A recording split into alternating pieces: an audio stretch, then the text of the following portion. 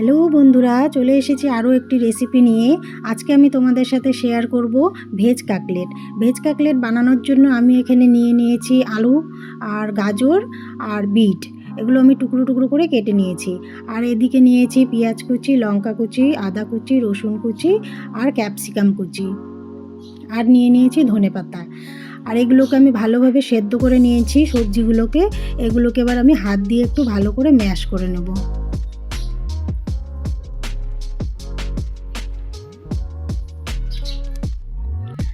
তো এদিকে আমি কড়াতে তেল দিয়ে দিলাম, তার মধ্যে দিয়ে দিলাম পেঁয়াজ কুচি, এবার দিয়ে দেব রসুন কুচি আর আদা কুচি, দিয়ে একটু নাড়াচাড়া করে দিয়ে দেব লঙ্কা কুচি।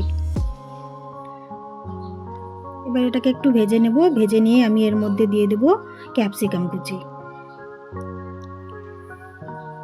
দিয়ে এবার একটু ভালো করে নাড়াচাড়া করে এর মধ্যে আমি দিয়ে দেব যে ম্যাশ করে রেখেছিলাম সবজিগুলো, সেগুলো।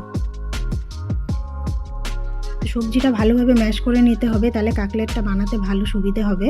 তো এই সবগুলো আমি ভালোভাবে কষিয়ে নেব। তো এর মধ্যে আমি দিয়ে দেব লবণ,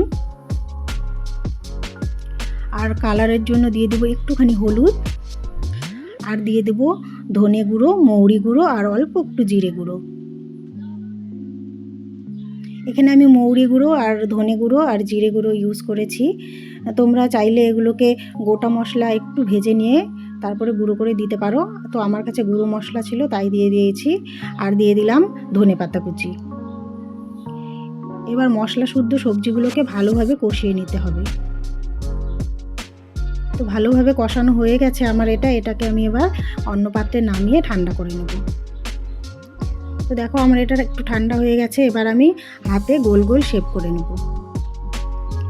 এটাকে যে যেমন ইচ্ছা শেপ করে নিতে পারো। আমি দু রকমের শেপ করে নিয়েছি।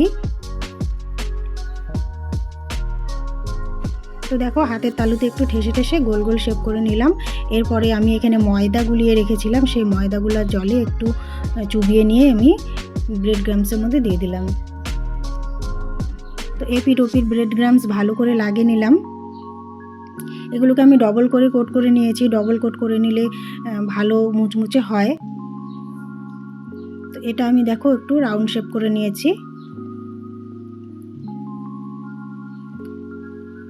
তো এইভাবে আমি দুবার করে কোট করে নিয়েছি। তো এইভাবে আমি সবগুলোই বানিয়ে ফেললাম। এরপরে আমি এগুলো ভেজে তুলে নেব।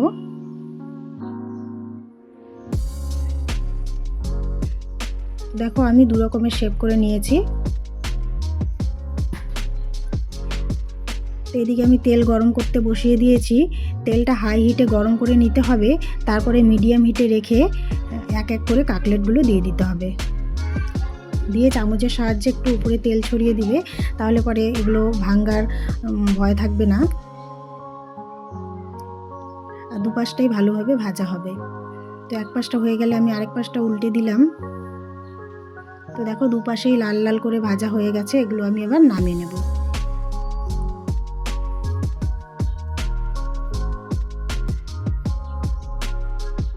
তো সবগুলোই আমি এভাবে ভেজে তুলে নেব।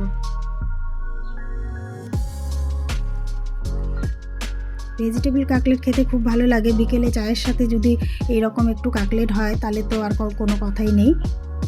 তো বিকেলে করে বানিয়ে খেয়ে দেখবে, খুব সুন্দর লাগবে। আর বানাতেও খুব সুবিধা, কোনো ঝামেলা হয় না।